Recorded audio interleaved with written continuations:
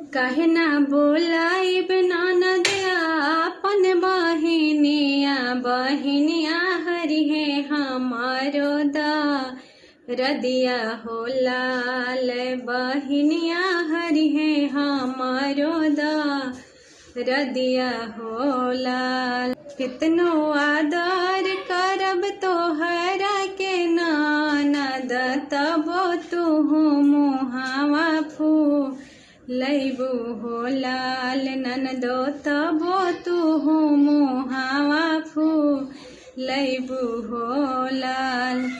तोहरा से कहब ननद दिलावा के बतिया, फैलाई देबू चारों ओर खबरिया हो लाल ननदो, फैलाई देबू चारों ओर खबरिया हो लाल।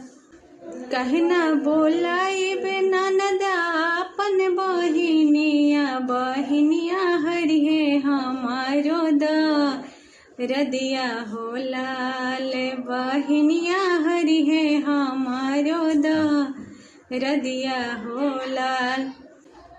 रहल बात बाइन बाटे के तो उहो सुन ली जा। हमरो बहिनिया ननद घर ही में रही है, बहनवा बाटे जाई है ना उनिया हो लाल, पाहुरवा बाटे जाई है मोरना उनिया हो लाल।